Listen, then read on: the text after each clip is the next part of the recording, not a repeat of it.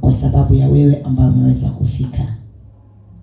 Namshukuru Bwana Yesu kwa sababu amekuwa mwema kwangu na amekuwa msaada wa karibu sana kwangu. Yale ambayo yanaonekana katika macho yangu ya kwamba ni mazito au ni magumu, nimemwona akiwa upande wangu akinitetea na kunipigania. Na ninazidi kuomba ya kwamba Bwana kazidi kunisaidia kabisa, na kazidi kunipa uvumilivu, na kazidi kunijalia katika kiwango kingine. So wewe ambao umefika siku ya leo, asubuhi ya leo, acha niseme ya kwamba Kristo amekubariki sana, na neema ya Bwana inatosha kamilifu kwetu. So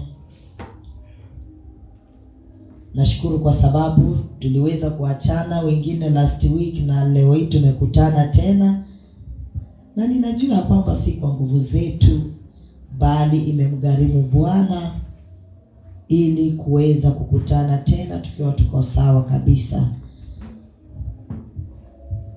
Najua kwamba wiki hili limekuwa wiki ambalo limekuwa la pilka pilka, ni kwa ajili ya Krismasi, watu wanasherehekea kweli kweli, na wengine bado wako na hangover za Krismasi.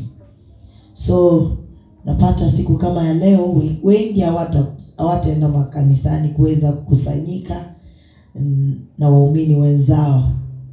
Bado wanasema wanaondoa hangovers, au wengine bado wanasema wanaondoa zile uchovu, kwa sababu wamesherekea sana. So nashukuru ni kwa sababu yewe ambaye umesherekea na umeweza kufika siku ya leo, na wengine wetu hata hatukusherekea kwa sababu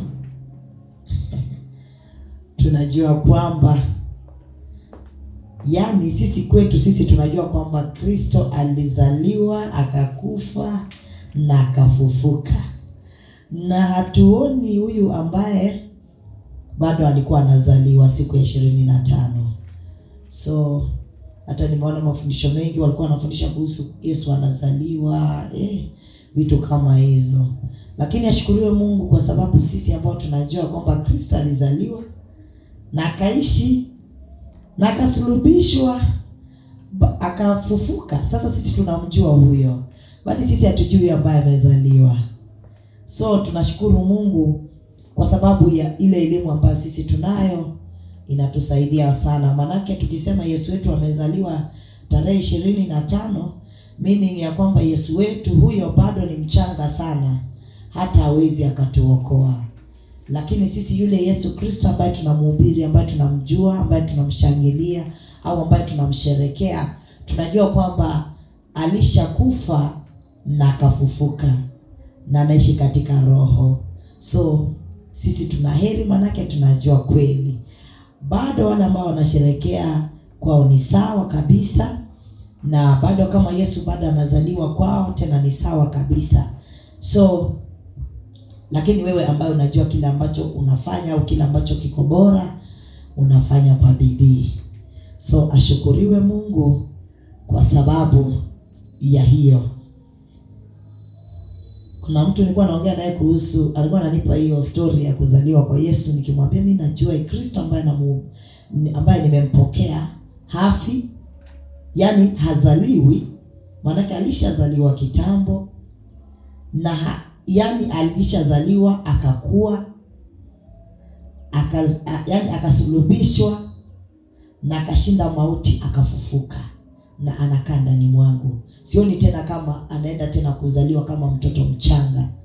Manake akizaliwa tena kama mtoto mchanga, sijui ataniokoa saa ngapi, kwa sababu lazima akuekue tena, afikishe hiyo umri, alafu tena akufa afufuke. So akawa wanasema kwamba hiyo ni happy birthday, wanamfanyia Kristo happy birthday. So nikamwambia sasa kama ni happy birthday tena ni vizuri, si vibaya. Tunaendelea kufanya hizo happy birthday hiyo ambayo mnafanyia Yesu, lakini mimi kile najua sifanyie Yesu wangu Kristo happy birthday, manake najua yeye ako katika roho, si katika mwili tena. So ashukuriwe Mungu kwa sababu ya elimu ambayo tumeipata. au elimu ambayo nimeipata, na ninaomba na kupokea kwamba nitazidi kuelimishwa zaidi na nitazidi kufundishwa na walimu wangu ambao Baba anakusudia kuwa wawe walimu wangu, wananifundisha vyema. Watumishi wanaosimama katika haya madhabahu naweza nikasema kwamba ni walimu wangu na wananielekeza vizuri. Haijalishi katika umri ni wadogo, lakini kile ambacho ninajua ni kwamba ni walimu wangu na Baba anawatumia katika njia iliyo kuu ili nami nikaweze kukua. Na ninazidi kuvumilia katika hilo, na ninazidi kuambia Bwana akanisaidia katika hilo niweze kuwa mwanafunzi mzuri, mtiifu. Nasema yeyote anayesimama mbele yako, hata kama ni mtoto na anakuonyesha njia ambayo inakupasa kuifuata, unasikiza kile ambacho anakufundisha. Unajua tunakosa kupata sana kwa sababu sisi ni binadamu na sisi ni wanadamu na tunayo madhaifu yetu ambayo kama mwanadamu lazima ako na madhaifu yake. So wakati unakosa kupata kile kitu ambacho Mungu amekusudia ukaweze kukipata kupitia yule ambaye amemweka mbele yako, unaanza kuhesabu madhaifu yake, au unaanza kuona kile ambacho kwako si sawa, au kile ambacho amekifanya ambacho si sawa. Unaweza ukakosa kupatake kile ambacho Baba ametaka upokee. Yeyote ambaye anasimama mbele yako anataka kukufundisha, au Mungu anamtumia ili wewe ukaweze kupata kile ambacho anataka, ni bora sana ukamuone yeye ni mtumishi wa Mungu ambaye Mungu amemtuma mbele yako. So katika madhaifu tunayo na yapo, haiwezi kukosekana, lazima yapo. So ni kupitia kuvumilia na kuomba, na katika haya yote Mungu anatusaidia na tunaweza tukapita. So namshukuru Mungu kwa sababu ya asubuhi ya leo, kwamba Baba ametaka tukaweze kushare. Nakumbuka kwamba tulikuwa tunaongea last time, nilikuwa naongea kuhusu nguvu ya kustahimili na moyo wa ushujaa, na nikawa nataka kuangalia hapo katika huo uvumilivu ambao nafikiria najua kwamba uvumilivu ni patience, au sivyo? Uvumilivu ni patience. So katika uvumilivu, yani your patience, kwa patience, yani uvumilivu si kitu ambacho ni cha urahisi. Uvumilivu, ukisikia kwamba kuvumilia, ukisikia kwamba mtu anasema kuhusu kuvumilia, inakuwa kwamba kuvumilia si kama, yani kuvumilia si kitu rahisi tu hivyo tu. Unajua kuna vile watu wanachukulia kuvumilia, mtu anakuambia nimevumilia lakini katika hili siwezi. Lakini unapata kwamba katika kuvumilia, ukisikia kwamba kuvumilia, mtu anavumilia hadi anakuwa mshindi. Si kwamba unavumilia alafu una give up, unasema kwamba nimevumilia kwa muda na naona kana kwamba nimefika mwisho. Unapata kwamba ufai kufika mwisho kuvumilia, manake unafaa ufike mwisho tu wakati ambapo umepata ushindi. So katika hilo somo ambalo tulikuwa tunazungumzia wakati uliopita, na nikawa nataka kuendelea kabisa zaidi, nikawa nataka kuangalia katika hicho tu kitabu cha Waebrania, ndio Hebrews chapter 10:36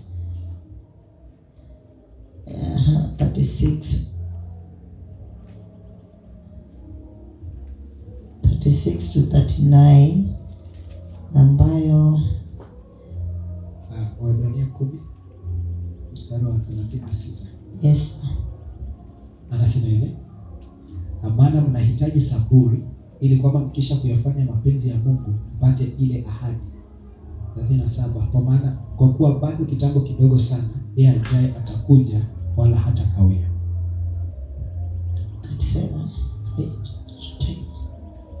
38 anasema lakini mwenye haki wangu ataishi kwa imani, naye akisitasita roho yangu haina furaha naye.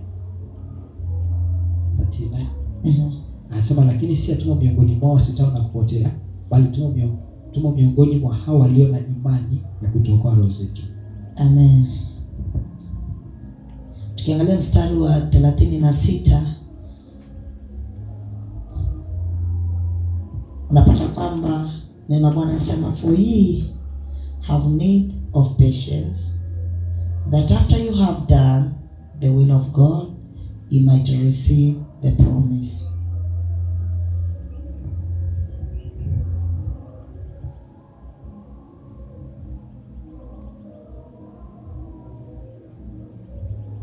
For ye have need of patience, that after ye have done the will of God, he might receive the promise.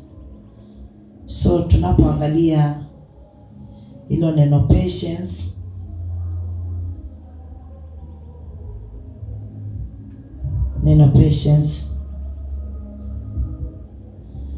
katika Kigiriki translation, hiyo jina inasomeka namna gani? Ni hypomon au hiyo jina sasa nasomekaje sasa? Ni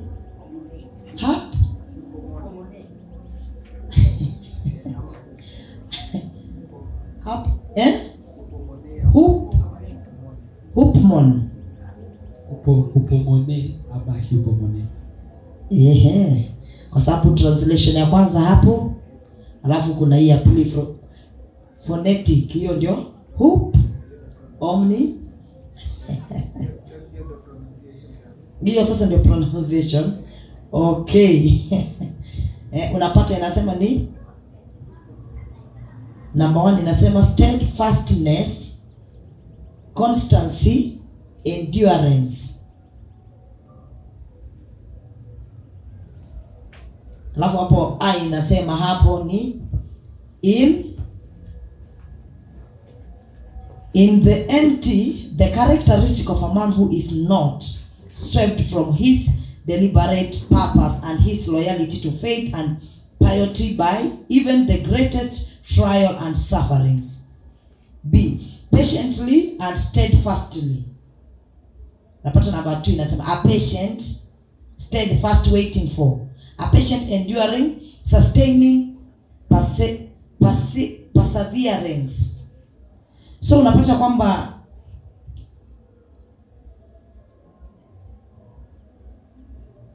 kwamba yani ni patiently and steadfastly.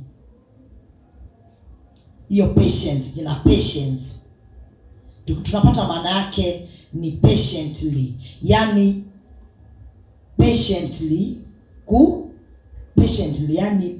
I don't know kwa Kiswahili naweza nikaelezaje, maana kwa Kizungu naelewa vizuri. Kusubiri ni kitu, kusubiri patiently or kuvumilia patiently. So unapata kwamba patience, kuvumilia. Uvumilivu si kitu rahisi. Tukisoma hapa B ni waiting for, yani number 2, patient, steadfast, waiting for. Ni kitu ambacho unangojea, ni kitu ambacho unangojea. Patiently si kitu ambacho ungojelei, ni kitu ambacho unangojea, ya kwamba unaamini kuna kitu utakipata, au kuna kitu ambacho unafanya kinazama, kiko na manufaa. So unakaa pale kukingojea. Wacha nitumie njia nzuri, unangojea kitu.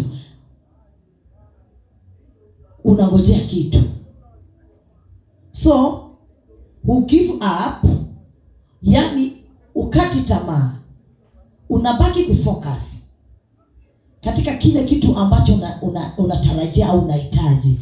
Unapata kwamba katika maombi ambayo watu tunaomba kama wana wa Mungu, tunayo sababu ya kuweza kuendelea kuvumilia kwa kitu ambacho tunakiombea.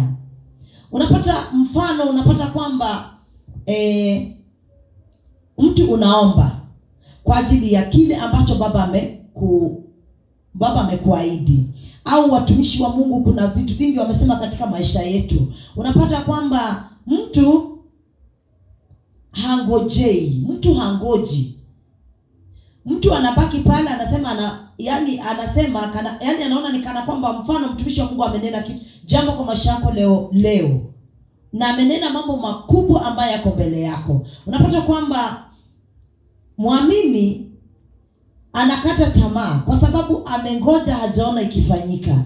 So anaona kana kwamba ilikuwa ni uongo au haikukuwa sawa. Anakosa kuwa mvumilivu, anakata tamaa.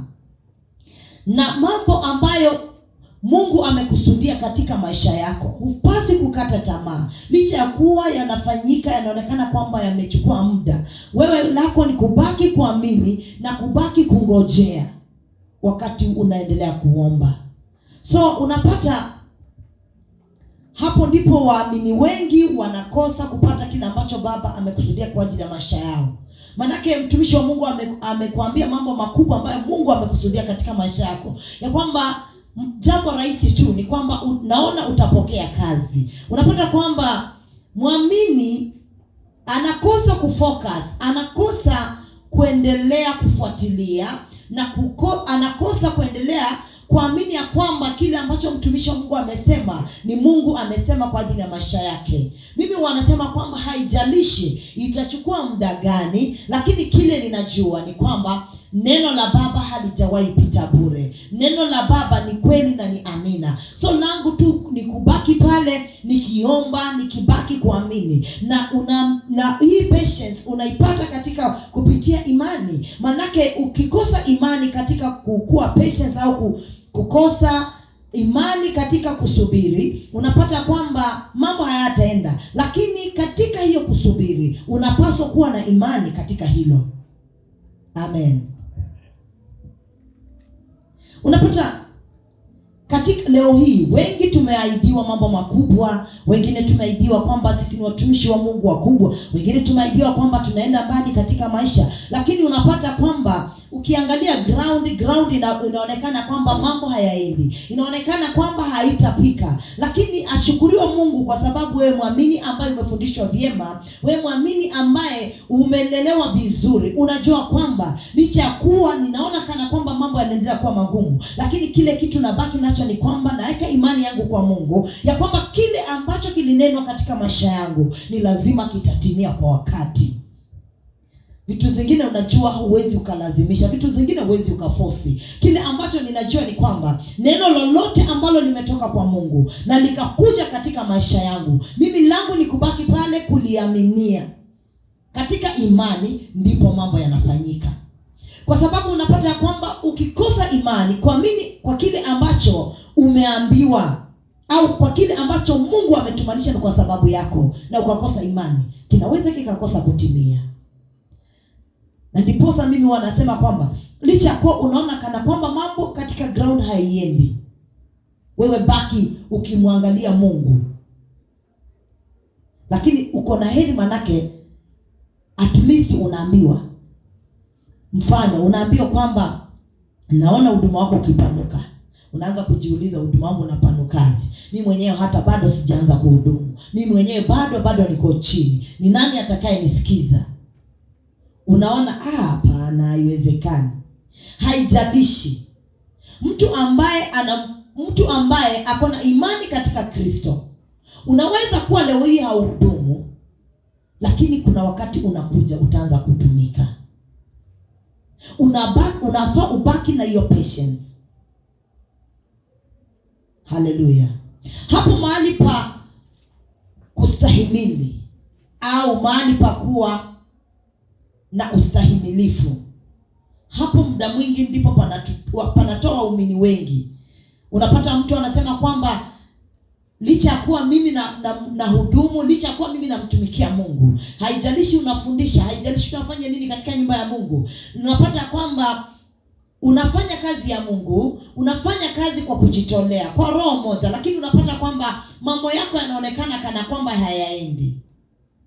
Wewe baki na kile ambacho Mungu amesema katika maisha yako. Manake ndiposa upate kitu, lazima kuna kazi umeifanya. Haleluya. Unajua watu wengi unapata kwamba mtu anataka katika maisha ya kwamba wakati amempokea Kristo au wakati yeye tayari ni mwana wa Mungu, najua watu wengi wana expect ya kwamba wanataka mambo ikuwe tu soft, yaani mambo iteremke tu. Na ndio unapata watu wengi hata kuinje wanahubiri kwamba njoo kwa Yesu. Kwa Yesu kuna raha, kwa Yesu kuna kila kitu ambacho unakitaka. So mtu anatoka kule nje akiwa na zile tamaa zake ya kwamba nakuja kwa Yesu ambako kuna kila kitu. Mtu anachukulia kwamba maisha itakuwa sawa, labda katika hali ya kifedha nilikuwa chini, nitaanza kupokea fedha, ya kwamba yani mtu ana expect the best. Lakini wakati anakuja, kwa sababu aliambiwa huku kwa Yesu kuna kila kitu ambacho unataka. Wakati anakuja, yeye anakuja akiwa tayari anataka kupata kila kitu ambacho anakitaka kwa sababu ya tamaa zake. Lakini wakati anakuja, anapata mambo si kama vile alivyokuwa anafikiria. Unapata wametimua. Mtu anarudi kule nje, anasema so kumbe hata kanisani ndio kuna shida kuliko kule nje. So anaona kana kwamba maisha kule nje ni mazuri sana kuliko ndani. Maisha ya ndani ni mazuri kwa sababu Kristo atakupa amani. Hakuna haja ya kupata hivi vitu vyote ambavyo tunavitaka hapa chini ya jua na ukakosa uzima wa milele. Wakati unakuja katika kusanyiko au kongamano la waamini na kwako mambo bado hayaendi sawa, na unaona kana kwamba kuna vile katika hiyo safari unaona ni kama unajisikia kukata tamaa, au unajisikia kwamba unataka kuacha hiyo safari. As long as uko na waamini wenzako, hao ndio ndugu zako, hao ndio dada zako, hao ndio Mungu amekupa mbele yako, hao ndio ambao pekee unaweza ukaenda kwao ukawaambia kile ambacho unahitaji, na kwa pamoja tunashikana kwa pamoja na tunaomba ni kwa ajili ya hilo jambo, naye Mungu anatenda kwa sababu yeye ni Baba. Amen. Lakini unapata muumini ako katika wapendwa, yani tuko pamoja, lakini muumini hasemi shida, hajielezei. So anabaki ya kwamba mimi namuomba Mungu hata sijaona, hata ninaenda kanisani hata sijaona. Lakini wale ambao Mungu ameweka kando yao au ameweka mbele yako, hao ndio msaada ambao mnaweza mkashikana kwa pamoja na mkawasilisha ombi lako kwa Baba. Naye kwa sababu Baba yetu siku zote, Baba yetu hajawahi wacha maombi yetu, Baba yetu ataingilia kati na kazi itafanyika kwa wepesi kabisa. Lakini kile ambacho kinashangaza ni kwamba unapata kwamba waamini ambao ndio ndugu zako, ndio dada zako, ambao hao pekee ndio wanaweza kukuvumilia. Asifiwe Mwokozi. Unajua kama mimi wanasema hivi, mimi niko na familia yangu, na katika hiyo familia niko na ndugu, niko na cousins, niko na watu wengi. By the way, sisi ni wengi sana. Lakini unajua wale ambao kwangu mimi huona ni ndugu zangu, dada zangu, watoto wetu, hivyo ni familia ambayo Mungu amenipa. Amen. Hii familia ambayo Mungu amenipa, hiyo ndio mimi huona nikiwa hapa katika hii familia naona niko sawa kabisa. Unajua mpaka inafanya nasahau niko na familia nyingine. Kwa sababu nikiona wadada naona dada zangu, nikiona wandugu naona ndugu zangu. So na feel ya kwamba I have people. Unaona? Ninao watu ambao wanaweza wakanidhamini kuliko familia yangu ambayo nimetoka ndani. Kwa sababu unapata kwamba katika familia utapata kwamba maybe uko na mzazi, huyo mzazi, kuna wazazi wengine wako tu, yani huyo mzazi ako tu, yeye hataki kujua, ajui mtoto wake akoje, ajui, yani yeye ako tu. Haya, kuna wazazi fulani katika hizi familia tuko ndani, unapata kwamba umejinyima ukashughulika ni kwa ajili ya mzazi wako. Unapata kwamba hata mzazi, mfano mzazi yako mbali na wewe, umemtumia hela, mzazi hawezi akasema amepokea, mzazi ananyamaza tu. Sasa unaanza kushindwa, alipata hakupata, yaani unashindwa kabisa. Unaanza kujiuliza, sasa hata tu kama kweli alipata, hata angesema tu nimepata, au hata angepip tu kasimu hivi ndio uone amerespond, at least kuna kitu amepata. Unapata kwamba unaweza unakosa morali, kwa sababu unaweza ukafanya tena. Unaona huyu mtu yaani anakufanya unakosa kuwa na morali wa kuweza kumfuatilia na kuweza kutaka zaidi. Lakini ndugu ambaye mfano sasa, kama ndugu ambao tuko hapa, nimekuwa na ombi ya kwamba nilikuwa nahitaji msaada wa maombi kwa jambo fulani, na wakati ambapo nimewasilisha ile maombi tukafanya na jambo likatendeka. Unapata kwamba shukran, kurudi tu kusema asante kwa ajili ya kile ambacho tuliomba, ambacho niliwasilisha na tukaomba, kuna kitu kilifanyika. Wakati unarudisha shukurani, si kwamba umeleta hela. Unajua watu wengi tunakosa kujua, kwa sababu mtu anachukulia kwamba katika kuomba, wakati tumeomba na wapendwa wenzangu, na mfano tulikuwa tunaombea jambo la kazi au jambo ambalo, kuna mambo mengi tu katika maisha tunahitaji, mambo ikajipa. Mtu anachukulia zile nikirudi kusema nitaulizwa kitu au watahitaji kitu, lakini si hivyo. Wakati tumeomba na jambo limefanyika katika maisha yako, ni vyema sana kurudi kusema shukrani kwa Mungu. Si kwamba shukrani lazima ulete hela, unamshukuru tu Mungu hata kwa maneno ya kinywa. Haleluya. Na hapo ndipo watu wengi tunakosa kabisa. Unajua kwa nini mambo inakuwa sawa alafu mwisho wa siku tena mambo inaharibika? Kwa sababu tunakosa kuwa na hiyo shukrani, kwa sababu tunakosa na kuwa na hiyo moyo wa kuvumilia. Haleluya. Lakini mimi namshukuru Mungu, kwa sababu mimi wanasema kwamba baba atende, baba asipotenda, wakati ambao unahitaji atende, baba anabaki kuwa baba kwangu. Au wale ndugu ambao Mungu amenipa wanabaki kuwa ndugu kwangu, kwa sababu nikikosa huo uvumilivu wa kuweza kuwavumilia, hakuna mahali pengine nitakuwa bora. Hakuna mahali pengine nitakuwa bora, hata licha kuwa nitakaa kule nje. Unasema kule nje kuko sawa, sasa maisha inajipa. Unajua watu wengi nasikia wakitumia neno maisha inajipa. So mtu anasema kwamba nikilinganisha maisha ya kukaa kanisani na maisha ya kukaa kule nje, naona kuna utofauti. Maisha ya kule nje yanakuwa mazuri sana. Jambo moja ambalo muumini au Mkristo anakosa kujua ni kwamba shetani siku zote atakuonyesha mambo ni mazuri, yaani anakusongesha karibu.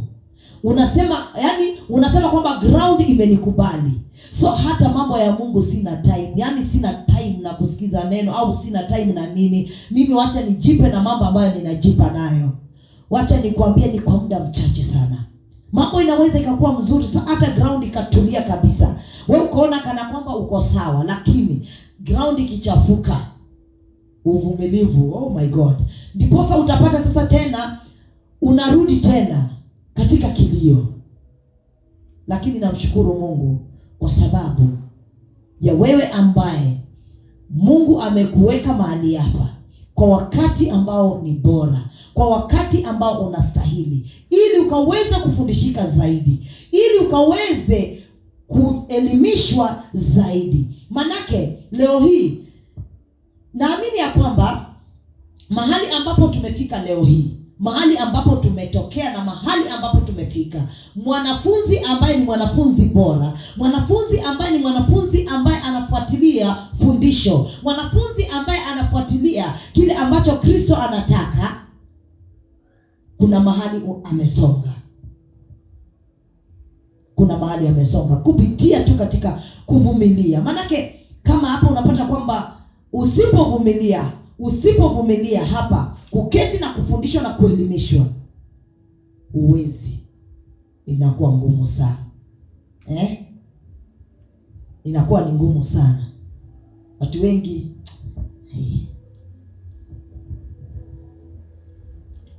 So tulikuwa tunaongelea hilo jambo la uvumilivu, patience.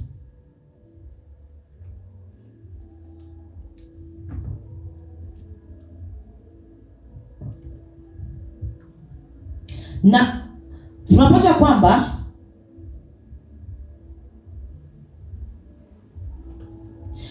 the more tunaendelea kuvumilia, kwa hii 36 tunapata kwamba the will of God, patience, that after you have done the will of God, you might receive the promise.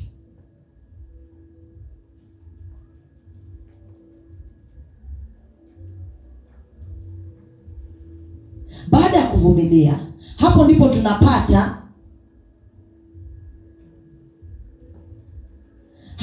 tunapata kile ambacho tumeahidiwa.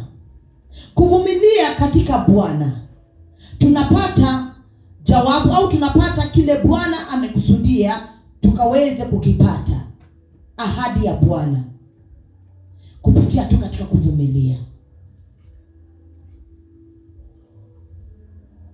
ya kwamba now the just shall live by faith, but if any man draw back, my soul shall have no pleasure in him.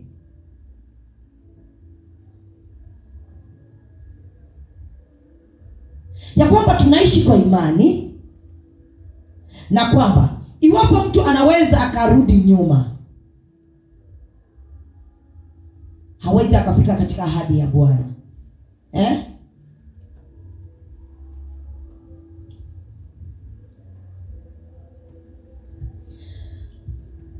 Tukiangalia hiyo neno pleasure,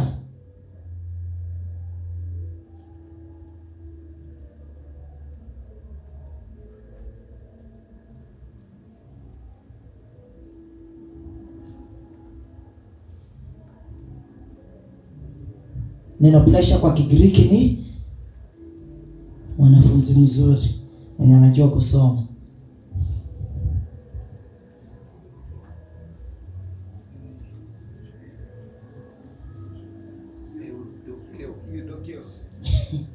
Eudokeo.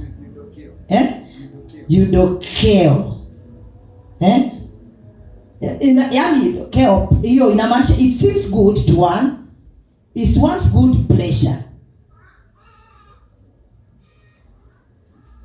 Unapata katika hiyo moja, unapata kwamba kuna think it good, choose, determine, decide, to do willingly, to be ready to prefer, choose rather, to be well pleased with, take pleasure in, to be favorably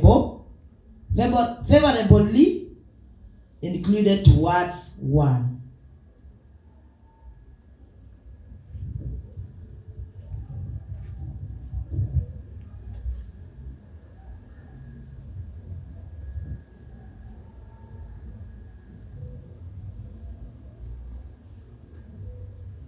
Pleasure, it seems good to one. Inamaanisha hivyo, yaani it seems good to one, is one's good pleasure.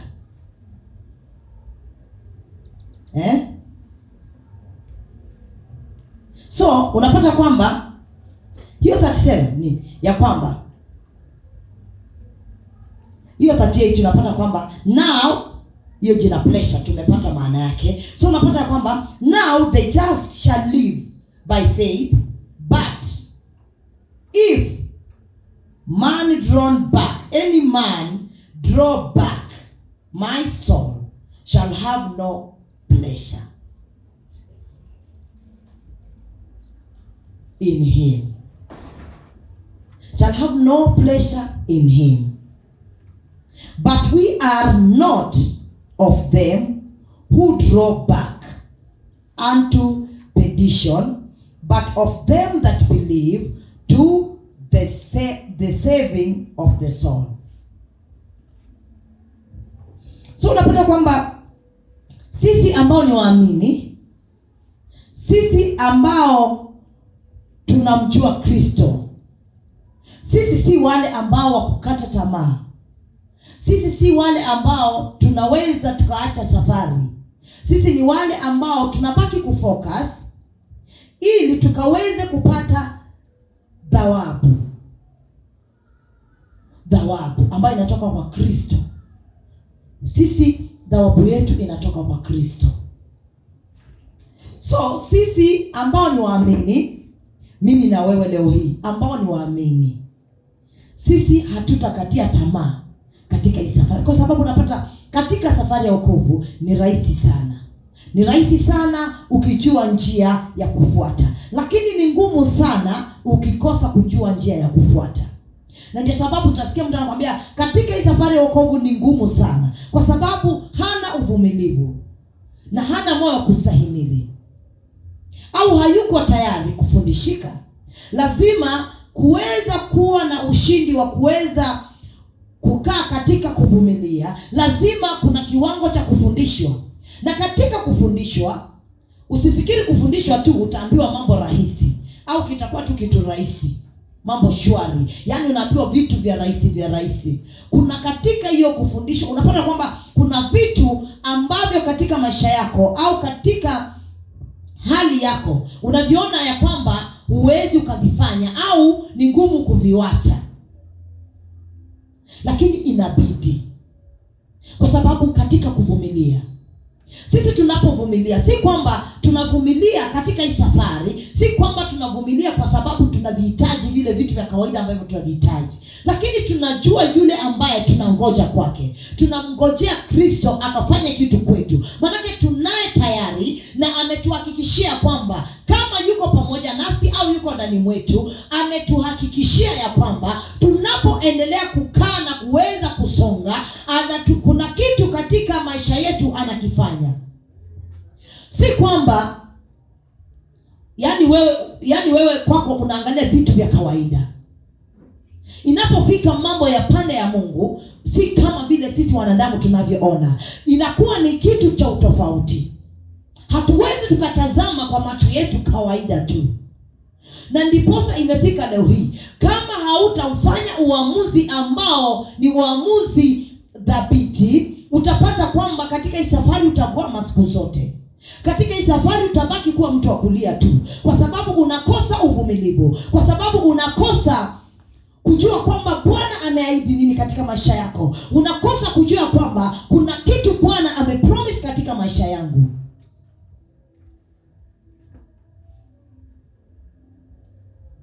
Unapata kwamba itakugharimu nini upate vitu vyote vya ulimwengu na ukakosa kupata uzima wa milele. Lakini ashukuriwe Mungu, manake sisi tunao tayari uzima wa milele na tumemilikishwa pamoja na Baba yetu. Na katika hii safari kunao tu kuvumilia. Yaani ni kusonga tukivumiliana. Tunasonga tukivumilia. Hakuna siku kutakosa kuwa na uvumilivu. Lazima, hata kama leo tumeombea hili likafanyika likapita, kuna lingine bado liko mbele yako. Lazima tena uendelee kulingojea. Likifanikiwa tena kuna lingine linakuja. Maisha ni kusonga na kusonga na kusonga. Hatua tunatoka hatua tukisonga hatua nyingine. Na inabidi tuwe wavumilivu katika hiyo hali. Ya kwamba tukabaki kuvumilia, ya kwamba tunajua kwamba tunaye Baba yetu ambaye ni mwaminifu siku zote. Ya kwamba tunaye Baba ambaye Baba huyu ni Baba mkarimu sana. Na tunapimwa katika hayo. Kuna mambo ambayo yanaonekana kwamba hapana, hii hapana, lakini inawezekana. Ni kupitia kuvumilia na kuweka imani yako ndani ya Kristo. Haina haja ukapoteza imani kwa Kristo. Maisha ambayo tunaishi ni ya kawaida tu. Haya maisha yanapita. Hizi vitu tunaviona vinapita tu. Lakini je, wewe Baba akikuona anaona nani? Au Baba akikuangalia anaweza akajivunia wewe? Ya kwamba Baba ana uhakika na wewe, ya kwamba uwezi ukamwangusha. Nilishasema kwamba katika hii safari ya wokovu sisi ni wanadamu. Kuna vitu ambavyo au kuna maumbile au kuna nature au kuna maisha unapata kwamba mtu kuna vile tu ulikuwa, so kuna zile tabia mtu uko tu nazo, hizo tabia uko tu nazo. Zingine unaweza ukamwomba Mungu zikaondoka, hata zote unaweza ukaomba Mungu zikaondoka, lakini uwezi ukakuwa that perfect. Yaani tu venye mimi nakuangalia hivi nataka uko tu perfect venye mimi nataka. Hapana, kwa sababu sisi ni wanadamu. That's why kuna neema ya Bwana, kuna grace. Kuna vile vitu ambavyo katika maisha wakati mwingine unakaa hivi unaangalia unapata kwamba hiki ndicho kinanifanya ninakosa kufika mahali ambapo nataka kufika. Kwa sababu unajua kila ambacho unataka au kila ambacho Baba amekusudia kwako, inabidi uachane naye. Ya kwamba unaomba katika hiyo hali ya kwamba Mungu akusaidie, Mungu akusaidie. Kuna siku moja Mungu unapata hiyo hali imetoweka.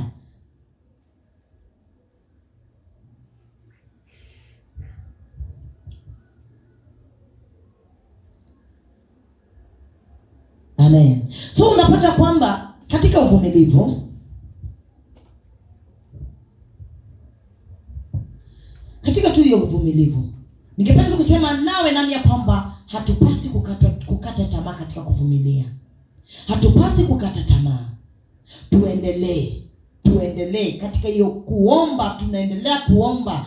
Hatupasi kukata tamaa, tunaendelea kuomba na kuomba na kuomba na kujitoa.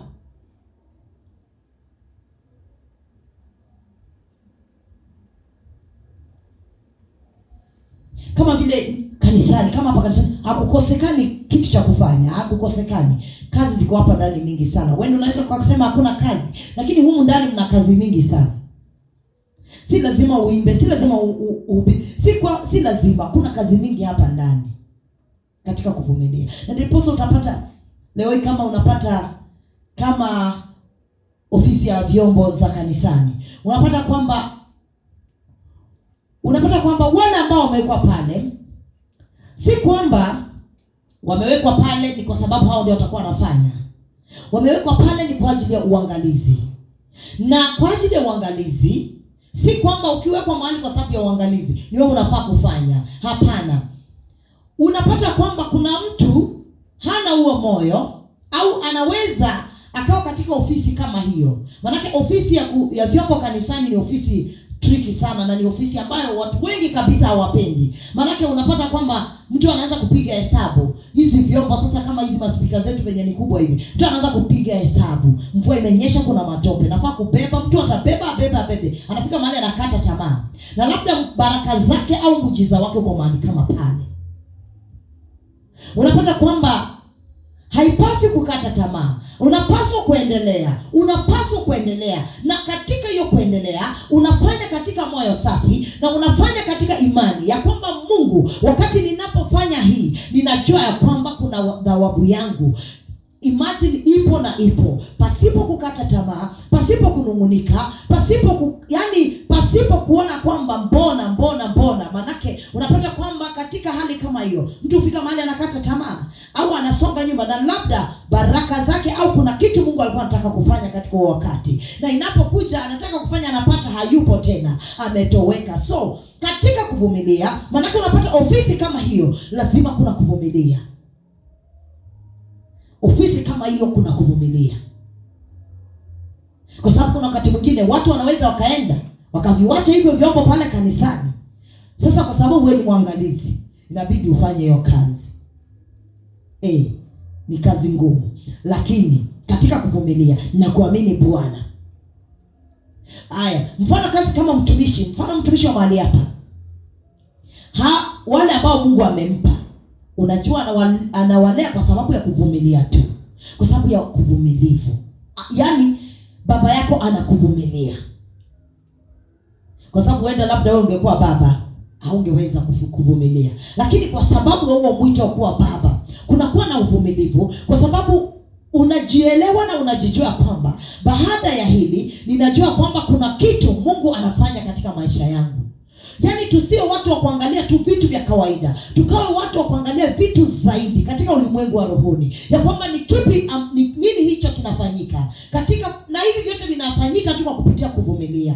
Manake pasipo na uvumilivu huenda watumishi wa Mungu wengi leo hii hawangekuwa wanahudumu, lakini katika huo moyo wa kuvumilia. So nimesema kwamba sisi si wale ambao kukata tamaa na kurudi nyuma, bali sisi ni wale wa kuweza kufocus na kusonga mbele.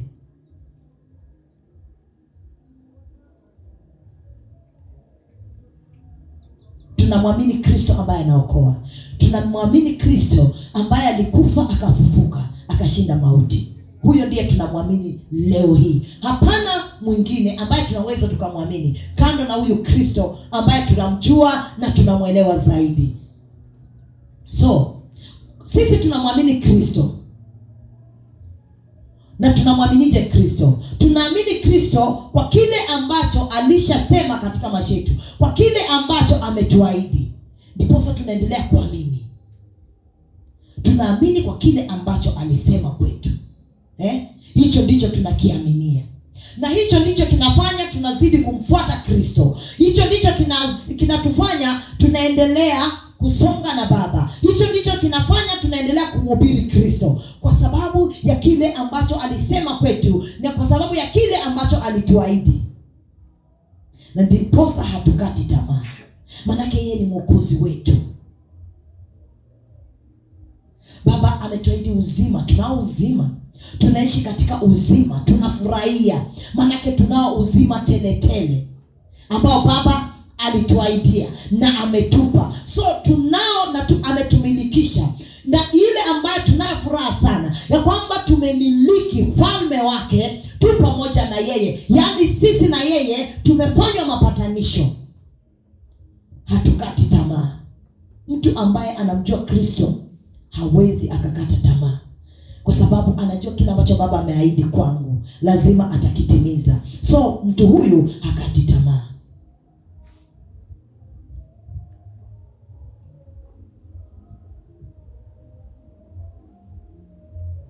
So sisi wale ambao waamini, ambao ni wazuri sana, ambao tunamfuata Kristo, ambao tunakaa na Baba yetu, ambao tunamjua Baba yetu siku zote, hatupaswi kukata tamaa. Na tunapaswa kujua kwamba chochote ambacho Mungu ameahidi kwetu au chochote ambacho tunafanya ni kwa ajili ya kazi ya Mungu, hakiendi bure. Kwake Baba hahesabu bure. Haijalishi itachukua muda gani, lakini kuna wakati utafika katika maisha utafurahi maisha. Utafurahi maisha.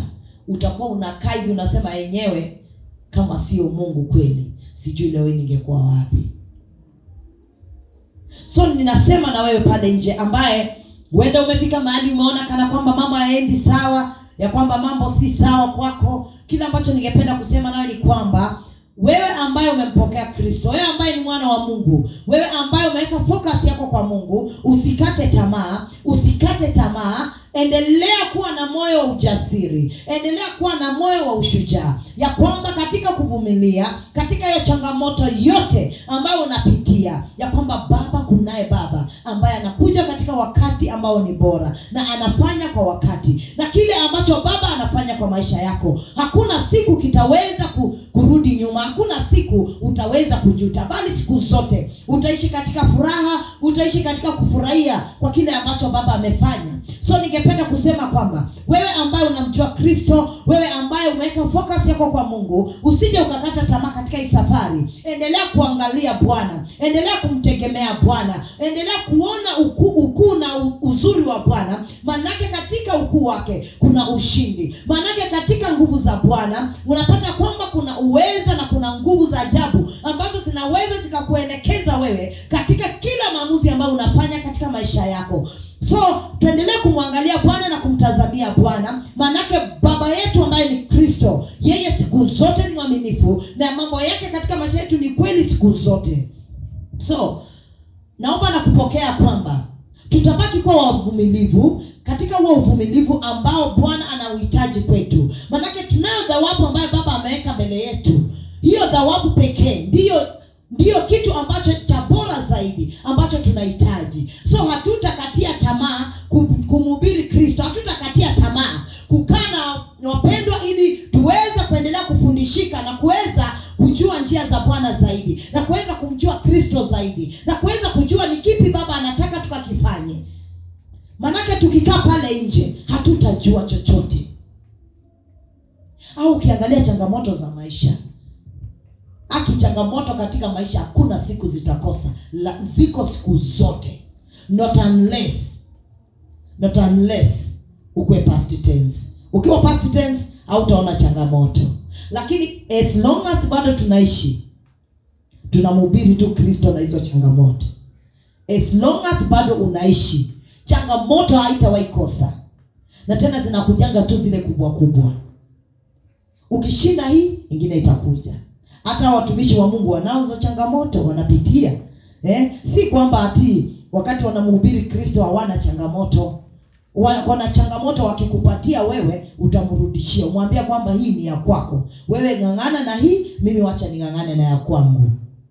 So unaona kwamba unapitia, kuna hali fulani unapitia, unaona hii hali yangu hapana, hii hali yangu hapana. Hiyo hali iko sawa na wewe. Manake wewe peke yako tu ndio unaweza ukaishinda.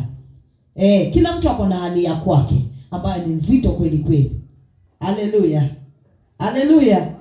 So tunaendelea kuwa wavumilivu. Tunaendelea kuwa wavumilivu ndani ya Kristo.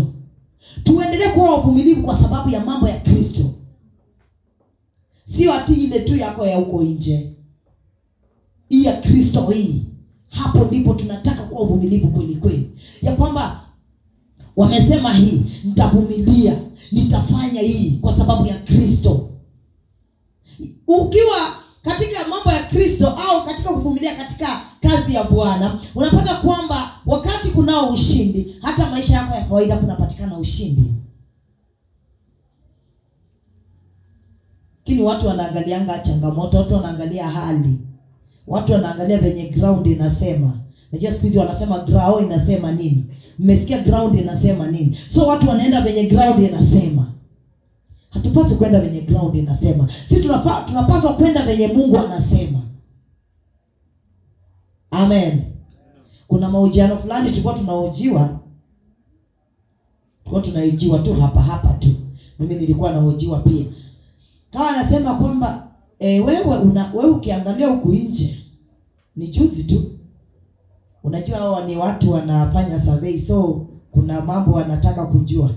So wanakuwa anauliza kwamba huku nje wewe ukiangalia ground inasema nini?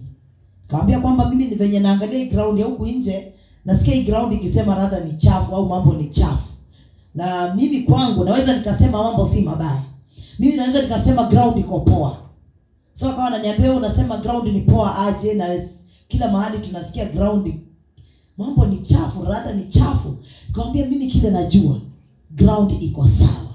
Yaani wacha wao walie, lakini mimi silii kwa sababu najua ground iko poa. Kila kitu kiko sawa.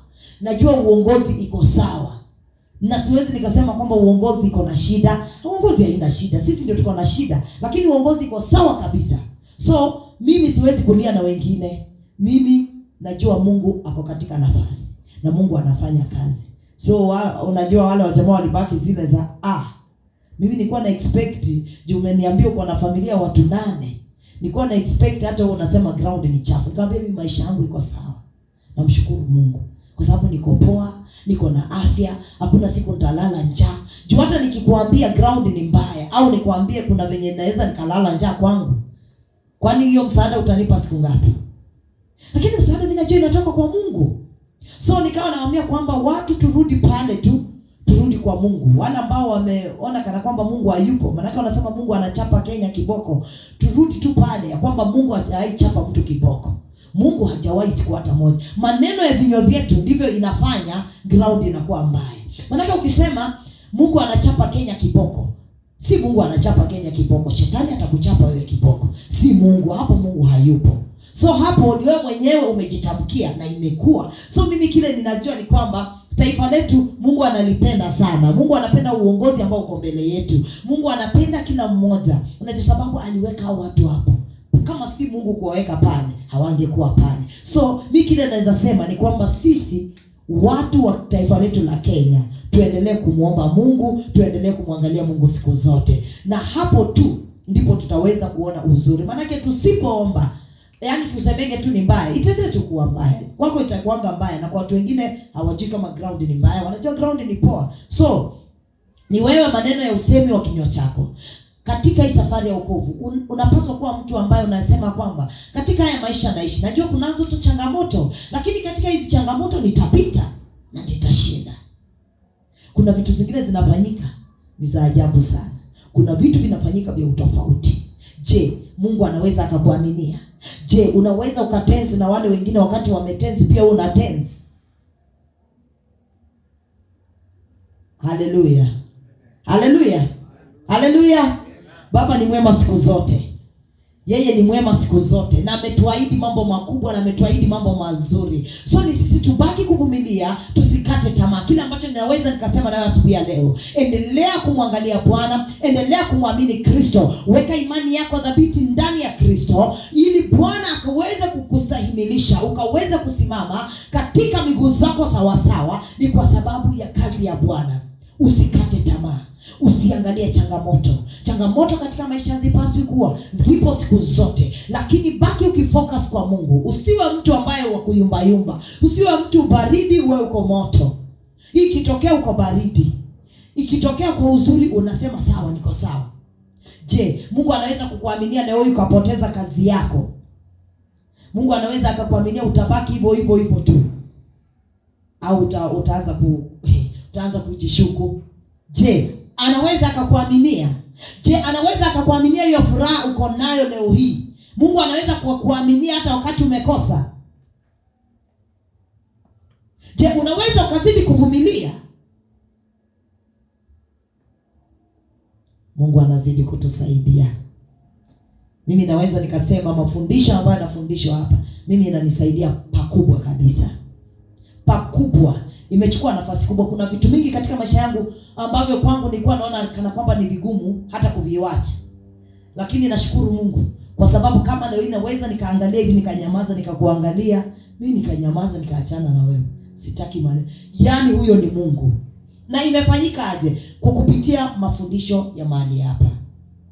Yamekuwa ya msaada, yananijenga, yananitengeneza. Na ninazidi kuaminia kwamba nitazidi kutengenezwa. Kila siku nitakuwa natengenezwa. Unahitaji kuwa mtu tofauti. Isiwe kwamba jinsi vile ulikuwa mwaka jana, mwaka huu bado uko hivyo, mwaka ule mwingine bado uko hivyo. Yaani unaendeleanga hivyo. Hapana. Tuendelee kufocus, tuendelee kuweka imani kwa Kristo. Licha kuwa kuna mapito, kuna changamoto zipo, tuendelee kumwamini Kristo ya kwamba katika hili tukiendelea kuvumilia ya kwamba Baba, katika hili ninajua kwamba nitashinda. Katika hili ninajua kwamba Baba utaniwezesha na nitaweza kufika mahali ambapo Bwana amekusudia. Wacha niseme kwamba Kristo amekubariki sana. Wewe ni mtu wa maana. Utazidi kuweka focus yako kwa Mungu. Hautaweza kuyumbishwa na mawimbi. Na mawimbi hayatakosa kutokea. Yapo siku zote. So endelea kuweka imani yako kwa Bwana. Endelea kumtazama Bwana. Endelea kumwaminia katika mambo makubwa katika maisha yako. Naye ni mwaminifu siku zote. Haijalishi itachukua muda gani. Lakini kile kitu ambacho inakupasa ukabaki naye ni kwamba ninajua kwamba Baba anatenda. Na ninajua kwamba Baba anaweza. Na wakati atafanya, sitalia tena, bali nitakaa katika furaha siku zote. So acha niseme kwamba Kristo amekubariki sana kwa muda wako. Wewe ambaye tumeweza kusema nawe asubuhi ya leo, wacha niseme kwamba Kristo azidi kukubariki sana, na akakupe huo moyo wa uvumilivu, na akakupe huo moyo wa ushujaa, ukawe shujaa, Baba akaweze kujivunia wewe. Asante sana. Tunaweza tukasimama tunapoingia katika kipindi kingine.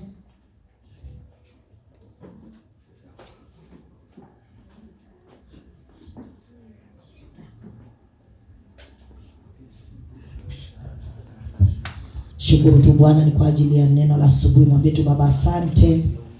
Asante kwa kile ambacho ameweza kusema nasi. Shukuru tu Baba ni kwa sababu yeye ni mwema. Baba nakushukuru.